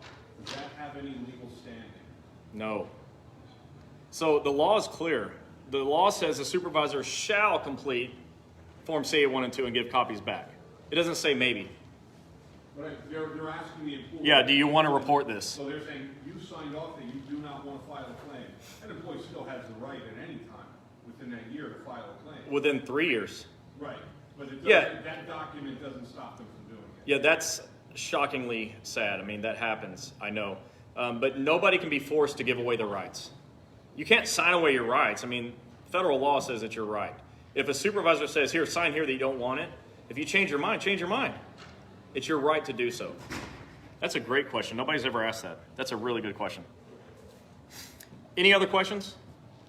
Yes. I have a girl got her, nine months ago, she's off now from an injury from work. She never came to me and asked me about anything, so I don't even know what's going on unless she came to me now. Oh, I did her workman's comp, sorry. A steward got her. That's good. No, I just wanted to make sure that she never, you know, questioned me or talked to me, anything since she's been hurt, so I didn't know what was going on. Well, I'm glad she talked to somebody. Yeah, you know, I would encourage everyone, if you see someone limping around, what happened? Maybe they're going to say, I was riding my bike the other day and my knee hurts. You know, fine, that's not work-related. We did have somebody who was just misinformed, definitely not trying to game the system.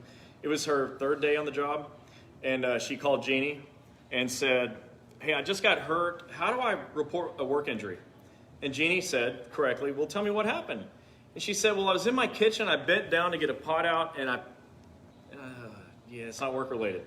So we do want to make sure that it's a legitimate work injury. And I say that, now I want to say this. All legitimate, timely filed claims should be approved. All is 100%, not 1 out of 13. If they're timely filed within 3 years and they're legitimate, they should be approved. But people give up also. They just give up. The ones that did report their injuries, and they keep losing one after another. Like my friend Gilbert, 8 years later, never gave up. That was his secret to success, not giving up. But people do. So I hope you'll also encourage people not to give up. Any other questions? Because I think the most important topic of the day is COVID. Who's concerned about COVID claims? Everybody should be. I mean, it only affects nearly everyone. I think I've had it twice already. Anybody here have had COVID already? Sucks, right? I tell all my friends, look, I'd like you to get anything you want in the world, but don't go get this thing. This sucks. COVID sucks. But now you got to take time off. And how are you going to get paid? I'm hearing people over and over again say, my supervisor said I can't get paid, or I can't report this. This isn't work-related. It's too late. Have you heard that? Did you know that nearly every COVID claim is getting approved now? The key is to attempt. Did you know that? Do you know anything about a letter that was sent out to people regarding COVID today? That, I don't know, something about if you had COVID and you didn't get paid Mm-hmm. for work, So to fill something out. I got something in the mail regarding that. I know what you're talking about. Well, when I had COVID, I had it the last week of December, the first week of January. I got paid for the last week of January. That's even my only for the first week of January. And then I'm getting this letter in the mail that says if you never got paid for being, if you actually don't leave, you can now get paid for it. I don't understand. So let me explain it. COVID claims are CA1 claims. So first just think of that, it's CA1. All the rules of CA1s apply. 3 years, 30 days, 7 days, they all apply. It's a CA1 claim. With maybe 2 exceptions. Maybe I'll come up with more exceptions as I talk, but one exception is when you file your CA1 on eComp like they require, they take out questions like, was this due to willful misconduct? The supervisor is not allowed to answer that because it doesn't even pop up. And what OWCP has said in their most recent bulletin is that all previously denied COVID claims are going to be automatically reevaluated. That's what they say. I don't think we should leave it to chance. Okay? So what I'm going to do is tell you what to do to get a COVID claim approved. because this is the thing that's going to affect almost everyone at some point or another. Everyone's going to know somebody that this happened to. So thing number one is all COVID CA1 claims are filed using eComp. No paper CA1s, all eComp, ecomp.dol.gov. ecomp.dol.gov. You have to make an account there, basically a username and a password, and then you file your claim, and then you upload your documents, okay? If someone already had a denied claim, they go again. Go on ecomp.dol.gov, go again. I am right now, and my staff are in the process of training our doctors how to do this for you, because it's a little confusing, okay? Including how to sign up for eComp. And also, I'm teaching them how to write narrative reports to ensure that these claims get approved, to fix the denials. Because nobody that is, in contact with the public, as it says, or around coworkers who are sick and end up with COVID should have to suffer on their own. Why should this come out of your pocket? Why should the time off be your sick time? Yeah. I'll just ask for myself. Yeah. I went through the local hospital when I tested positive, and my positive report doesn't even say my name. It just has my initials at the top. And if you go on the desktop site, it's the same thing. It doesn't say Eric tested positive for COVID. It just says EG at the top, and dealt with my vice president on this because she had to send it to ONA. What do I do in a case like that? That's a great question. One thing all healthcare providers have in common these days are electronic medical records. They have a record of you being there. They have a record of what doctor saw you, and they have notes on what that doctor said. And you have a right to those records, so just get them. They're all there. They'll be there for the next 7 years, unless they get rid of them after 7 years. They'll be there longer. The reason Gilbert was able to get his claim approved is they were able to find records of that guy 8 years ago, because hospitals keep records. So just go get your medical records. That'll clear you up. So you go to eComp and you file your CA1. They're going to ask you for some stuff. They want to know, did you have a positive test? This is important. Home tests don't count. The thing that's called a rapid test doesn't count. The test you got at the hospital definitely counts. So your home test, your rapid tests, they're not going to allow. But the tests you get at CVS, Walgreens, at the doctor, they're going to accept that. You have a question? There's some information that came out today that they're going to start accepting those at some point. So There's no confirmation on that. I think they will eventually accept it. I mean, gosh, the government wants to send 5 of them or whatever to everybody's house.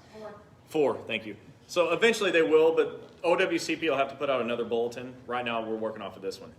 But if you don't have a COVID test, like let's say somebody knew they had COVID, they had all the symptoms, but they never went to the doctor to get tested because what's the point? A lot of people think that, right? They think, what's the point? I'm going to get past it or not. You don't have to have a positive test to get a COVID claim approved in OWCP. I know, right? It's nearly automatic. The other thing they have is what's called an antigen or antibody test. You can get that done, which will show that you had COVID in the past. You can submit that. But what if you're somebody that doesn't have a positive COVID test, or heck, you had a negative COVID test, and you don't have an antigen test, but you know for sure you had COVID? You can get that approved too. Does that sound crazy? Yes. I know, it does, but here's what the rule says. If your doctor can explain in a narrative report all the symptoms that you had and say, in my medical opinion, this person had COVID because of these symptoms and these particular symptoms persist today, they will accept your doctor's medical opinion as proof that you had COVID. That's in the rules. So when you're uploading things, you're either uploading your positive test, your antigen test, or your doctor's report. Anybody that goes to a federal injury center's doctor is going to upload everything. We're going to take the positive test, the antigen test, and the doctor's report. And we're going to have a slam dunk on this. But you can do it yourself. Okay, if you go to eComp and tell everybody, file it on the CA1 on eComp, and upload your documents, they're going to say yes. This is not me talking. This is an OWCP bulletin that's just a few months old. So that's what they're saying. Were you raising your hand for a question, sir? No. I thought you were. Okay. So this was the simplest thing I could teach you tonight because it looks, and I confer with my team, they agree, it looks like they're just looking for a reason to say yes to these things. So give them a reason. Anybody that doesn't attempt to get their COVID claims approved is missing out. Because you'd only have to prove that you're in contact with somebody that had it in the course of work. who here is in contact with people? Right? There's one exception to being a federal employee and not being able to get a COVID claim approved. It's telework. I don't think anybody here is able to deliver the mail from home. So that's not going to apply to you. It might apply to like an IRS agent or a Social Security agent, but to you it won't. So telework people, you're not going to get this approved without a lot of work jumping through hoops. But for those of you that have contact with coworkers and customers and the general public in the course of work, you're going to get this approved. But you need to go through the supervisor or the postmaster, go right on to. You go straight to e-comp, then the supervisor gets a notification, I think by email, that says there's a CA1. You do need their email address. Because the e-comp is going to send them notice that they have stuff to fill out. But it's going to skip the stuff that normally would hose a case. They don't have a chance to answer those questions, which is great. Because if they could, they would. Yes, sir. So the one guy just had COVID in my office, but I think he had the home test done, so you're saying he won't get approved with that? They won't accept the home test for sure. But all he's got to do is go to his doctor and either get the antigen test to prove that he had it, or have his doctor write a report explaining why he had it. And then they'll accept that. His wife had it 2 weeks prior to that, but he never got it now. He finally got it this time. And they are going to ask you, to the best of your knowledge, who do you think you came in contact with? Whether you know the name of the person or not. Maybe it's a customer at 325, 6th Street. I don't know. Or maybe it's, John at work who was sniffling and sneezing and coughing. But they're going to ask you to guess, at least, do the best you can. But in almost all cases, they're just going to say yes. What other questions? Somebody wants to know, how would you take LWOP if you got COVID? Okay. The question, would you take LWOP if you got COVID? COVID is a CA1 claim. Handle it like a CA1 claim. What's LWOP? Leave without pay. Once your claim's approved, if you have to be off of work, you use LWOP with your CA7 form. But if you report it within 30 days, you can have COP. And so if you're out of work for a couple of days or a couple of weeks, that's going to cover it anyways. You can have a CA16 to cover all your medical bills. And because you got your claim approved, if there are any side effects later on, because who the heck knows what's going to happen later, I still smell things that are funny. It's really annoying. When's that going to go away? But the real question is, what's the next thing that's going to pop up? And I'm going to wonder what that is. Well, if you get this claim approved, whatever pops up will be covered. Because in OWCP, you have what's called lifetime medical benefits. Your ability to get medical attention for an approved claim never goes away until you're dead. So it's worthwhile to get these claims approved. Not for the money, although it's nice to have your money back, but for the protection later on, because who the heck knows what's coming next? Has anybody heard of like bad smells and tastes? Everything smelled like rotten eggs forever. Like my shampoo and my eggs all smell the same. It's gross. All right, any more questions on COVID? Yeah, this guy said, if you're a clerk at one station but have been working in another station full-time to help out, which station's supervisor will be contacted? Your station. You're always going to report to your supervisor. Okay, I promise you, we're almost at the end of this, so stay awake. Because these are a couple of things that I get a lot of questions about, or I see as a big pitfall. The next thing is third-party claims. Who here has ever been in a car wreck while running your route? Really? Just 2? Okay, so I read that 26,000 postal employees get into car wrecks every year on the job. That number to me sounds small, but 26,000 people getting into car wrecks. I know of a woman made an illegal U-turn, and it made his LLV roll. And his claim was denied multiple times, and then he found us. Well, that's a CA1 claim. Because you understand that when you get in a car wreck, it's a CA1 claim, if you're hurt. Hope you're not hurt, but oftentimes you are. Most people don't realize it. I'm going to say in advance, I once got myself in a bit of hot water by speaking at a union group and mentioning lawyers. So I'm going to tread lightly. I'm not suggesting anybody get lawyers. I'm going to tell you what the law says, okay? The law says you're supposed to pursue the third party. Department of Labor is going to send you a letter saying this is a third party claim. On your CA1, it asks, is this a third party claim, yes or no? Third party means like personal injury. You guys have lawyer billboards on the streets here? For if you get in a car wreck, call 1-800-LAWYER. You don't have it? You have that stuff, right? Don't call any of them. No kidding. If you call a personal injury lawyer, they're not going to know anything about OWCP. And you're just going to lose. They don't know anything. You know what they don't know? They don't know they need permission from Department of Labor to settle your case. They don't know that. That's among the things they don't know. So don't call a personal injury lawyer. Just don't do it. You need to call a federal lawyer if you need a lawyer at all. Okay? If you can pursue the third party on your own, fantastic. Nobody says you can't do it yourself. But if you're somebody that doesn't want to, don't call the PI lawyer that's on the billboard on the street. You got to find a federal lawyer. You can do the same thing I told you about finding a doctor. You can Google OWCP lawyer or federal workers' comp lawyer. There are a handful that will pop up. Okay? It's important that you don't call a personal injury lawyer because you're going to lose. And you're going to lose bad. Okay? And when you file it under federal comp, guess what happens automatically? You automatically get a minimum of 20% of the settlement. And your doctor gets paid. And nothing ever comes out of your pocket. So it's a really good deal. Okay? It's a very bad deal when you go about it wrong. So what I want to tell you is in the course of driving, if you get into a wreck or you know people that do, don't allow it to not go federal. That's an OWCP claim. It's very important. All the same benefits apply to someone that's hurt in a car wreck as someone that's hurt lifting a box. But almost nobody knows it. You know what I hear all the time? Lawyer up. Don't ever tell people that. Okay? Almost never do you need a lawyer in the first place. You need a doctor. But in this case, when you need a lawyer, it can't be a local PI lawyer. It's going to hose you. Any questions on that? It's short and sweet, but it's super important.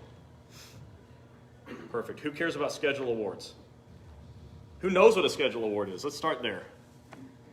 Does everybody that didn't raise their hand not know what a schedule award is, really? Okay. A schedule award is money. Who knows what money is? Okay, that's what a schedule award is. It's money. Not everyone is eligible, but when you are, it can be very lucrative. We know somebody who's getting a schedule award for over $700,000. Okay, results not typical, as they say, but what's possible is that. Okay, who would like to have more than $0 in their pocket? Okay, great. So it applies to everybody. So when you're injured and it affects your limbs, then you're eligible for a schedule award. Other things too, but I'm not going to talk about those things because, I don't want to talk about testicles. But let's talk about arms and legs. So if you get hurt, and I know, right? And it causes radiating symptoms into your limbs, then you're eligible. If your claim's approved. If your claim's not approved, kiss it goodbye, it was never yours. But when your claim's approved, it's another benefit you have. If you have a spinal injury, spinal injuries are not covered by schedule awards. Most injuries are spinal injuries, okay? So I think that's probably by design. But if that spinal injury causes radiating symptoms into your legs and into your hands and arms, those things are covered and you can get a schedule award. So I get asked all the time, how do I get a schedule award? How do I get my doctor to give me a schedule award, to be more specific? So your doctor doesn't give you a schedule award. They give you an impairment rating. So how do I get my doctor to give me an impairment rating? You can't just ask. You have to be at what's called maximum medical improvement, MMI. It's a medical decision. So all the time people say, how do I get an impairment rating? Well, your doctor has to make a medical decision that you're as good as you're ever going to get. And when that happens, then now you're eligible. But now your doctor, if they're trained at all, has to be able to do what's called a 6th edition impairment rating. There's a 4th, there's a 5th, there's a 6th. Most doctors know how to do 5th. And 100% of 5th edition impairment ratings are denied. So you got to have someone that can do a 6th edition. That's worth writing down. Because what does an impairment rating lead to? A schedule award. And a schedule award is money. If it's a 5th edition award, it's worth $0. 6th edition awards is where the money's at. Now this is your right as a federal employee. Who would like to forgo this right? You don't want this right? You want it, yes. So in order to get a schedule award, your doctor's got to place you at maximum medical improvement, MMI. It's a medical decision. You don't get to decide that. We're not doctors. They decide. Once you're at MMI, you get your 6th edition impairment rating. You take that impairment rating and attach it to a form CA7. A CA7 is a claim for compensation. That's how you know you attach the form to that, because that's compensation. You turn that into the Department of Labor. If they deny it, you get your denial letter and say why. Specifically, your claim is denied because. And we go again. And we go again, and we go again until they start writing checks. Because if you're a federal employee and your claim is approved and your injury is on the chart of things that can be awarded, it's your right to have it. You just never give up. Ever. If your doctor doesn't do a 6th edition impairment rating, find another doctor. I know a doctor, who people fly all over the country from to go to just to get their impairment rating. Because it's worth what? Money. And it's worth it. So, everybody get that? What questions do you have on that? What did I not make clear? How do you go to another doctor if they've never seen you before? You take your records with you. Take all your records with you. Okay. Yeah. Yeah, the guy that everyone flies to, they fly there and they send their records in advance. What's the, Aside from the radiating issues, the schedule award is also for loss or loss of use. Yes. Loss of function, symptoms. I have this chart in this book I wrote. Again, you all have the book, so there's no risk of you having to buy the book. You have it. But I wrote a chapter on schedule awards, and on page 138, there's a chart. It's the schedule award chart. It's all the things that they will rate and the number of weeks they'll pay you for. Like if your arm is fully disabled, they'll pay you 312 weeks of pay based on a formula that's also in here too. So if you read this chapter, you can actually calculate your own award. All you need to know is your impairment rating percentage, which the doctor has to give you. So I encourage you to take a look at that. But a total loss, like you're saying, gets you the maximum amount on that chart. And anything from the max to something minimum is what you may be eligible for based on your percentage impairment. someone asked about the time limit on a schedule. Oh, I'm glad they asked that. Okay, time limits are really important. Remember I said that the only thing I can't fix is a missed timeline, a missed deadline, right? If you miss it, there's nothing anybody can do about it. So the deadline or timeline for getting a schedule award, does anybody want to take a guess what it is? Yeah. Now I'm going to tell you, if you miss this time, nobody can help you. Retirement. Maybe, I hope that's not close, but it might be. Anybody else? Death. Oh, there you go. Okay. As long as you're alive and your claim was ever approved, you're eligible. So some people say, well, what if I'm not alive anymore? You're not eligible. I'm telling you, that's a deadline nobody can fix. So as long as you're living and your claim is approved, you can get a schedule award. So now you all know what a schedule award is. I recommend telling people, did you get one? Did you get one? Because anybody with an approved claim is potentially eligible, right? Again, maybe not, depends. You got to be in the chart. And anybody who hasn't reported their injury but hasn't missed their 3-year deadline still can. And guess what they can get later on? Schedule award. It never runs out. If you ever get your claim approved, then you always have a chance at that money at the end. Now, I will tell you, I'm not about money. I'm not hard, I almost don't care at all. But I like that I can walk around, so I prefer not to have an impairment percentage. I'd much prefer not to have one. I like to be able to use my legs and stuff. But if I couldn't, I'd hope there's a check waiting on me. And so that's why it's so important, in my opinion, is that that's the least you could do, is get paid. And that's what the schedule award is for. Any questions on that? Because I'm going to wrap up with one of my favorite topics. It's called the Black Sharpie technique. Who's ever heard of a CA-17? Okay, a CA-17 is called a duty status report. If you're hurt at work, then the supervisor gives you a CA-17. You take it to your doctor. The supervisor fills out side A, and the doctor fills out side B. And what this does is it allows your doctor to protect you when you go back to work. It's a medical record. It's the doctor saying, this person has these restrictions. Your job description says you lift up to 70 pounds occasionally throughout the day, and you walk 8 to 10 miles a day, and everyone knows it's more than that if you're really on a walking route. And so the doctor has an opportunity to say, you can't lift 70 pounds right now. You can only lift 25. Or you can't walk 10 miles. You can only walk a mile a day. Or you can only walk 30 minutes at a time. Or you can only stand 2 hours at a time. The doctor's writing restrictions that keep you safe at work, so you don't get hurt worse, so you can get better eventually. What happens is supervisors often say, I'm not going to give you a CA-17. Now, I'll tell you, when your claim's not approved, they probably don't have to, although they should, but there's another form you could use. But let's set that to the side. Let's say your claim is approved, and the supervisor refuses to give you a CA-17 so that your doctor can protect you when you go back to work. Well, the doctor's got to protect you, one way or the other, and the form has to originate with your supervisor. Side A says supervisor, side B says doctor or physician. So it has to start at side A. So the supervisor refuses to do it. So here's what I tell people, and my staff hates when I teach this, but I keep teaching it, okay? Because it works, it's effective, and it's fun as hell. You take your CA-17 that the supervisor didn't give you, and so you had to go to my website and print one. They should have given it to you, though, because if they did, they would avoid the black Sharpie technique. The doctor now is going to say, well, wait a minute, why isn't side A filled out? And you're going to say, my supervisor wouldn't give it to me. John wouldn't give it to me. And so I tell the doctors to take a black Sharpie and on side A, write, Supervisor John refused to issue CA-17. I'm not trying to get anybody in trouble, but let me tell you who else is going to ask why side A blank. The claims examiner who's going to get it is going to ask. The nurse case manager is going to ask, why is it blank?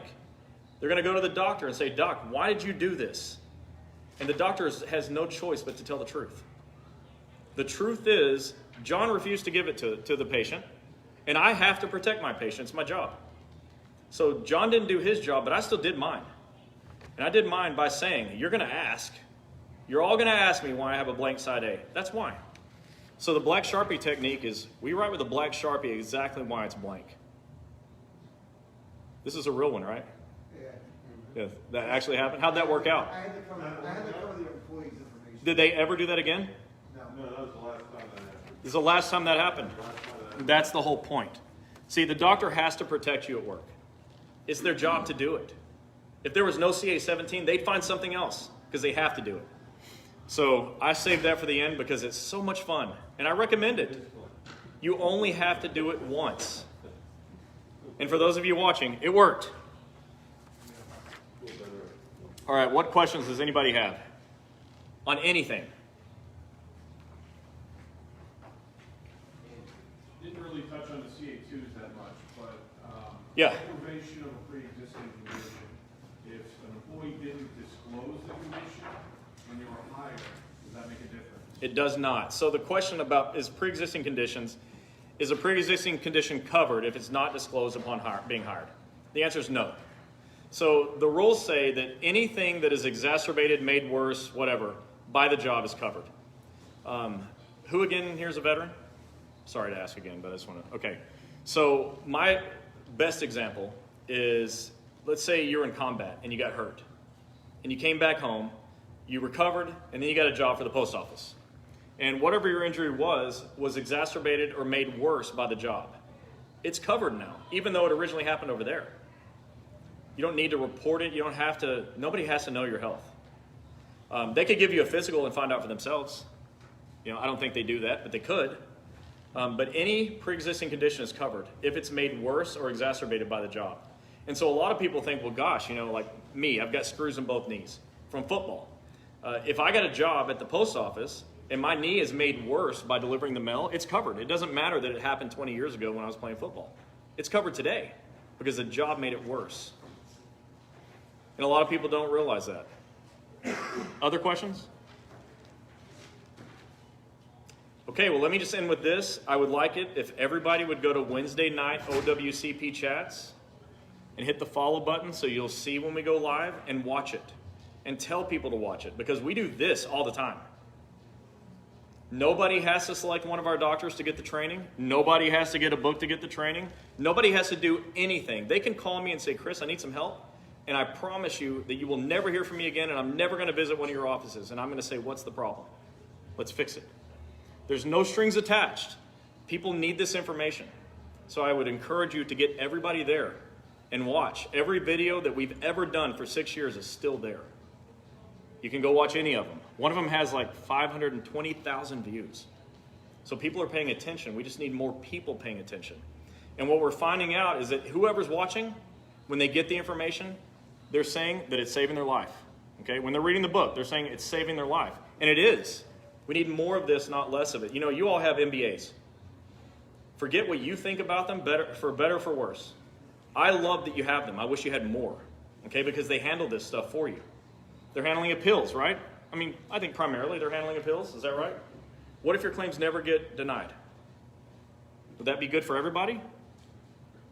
You know, I can't promise it'll all be approved right away, but I can promise this: all legitimate, timely filed claims should be approved because the rules, the laws, they're set up for that.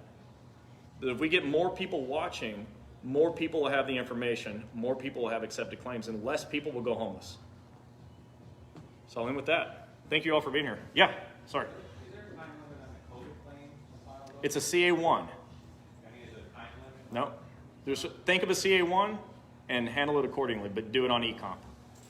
Great question. Yes, sir.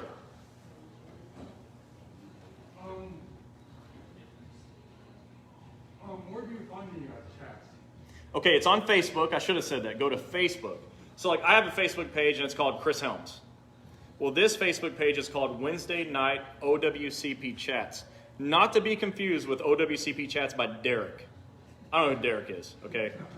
He doesn't have anything on his page that's worthwhile, so don't go to that one. Wednesday Night OWCP Chats. You know, follow it and tell people about it because that's the way that we get the word out. I can talk to all 50 states. I can talk to all 2.8 million federal employees at one time if they're just watching. It's the most effective tool that I've ever had, and it was her idea to be able to teach this.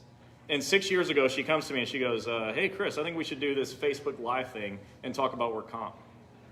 And I said, there's no way. People are not going to show up to watch an hour-long work comp show. And we get, in the last year, over 600,000 views watching workers' comp.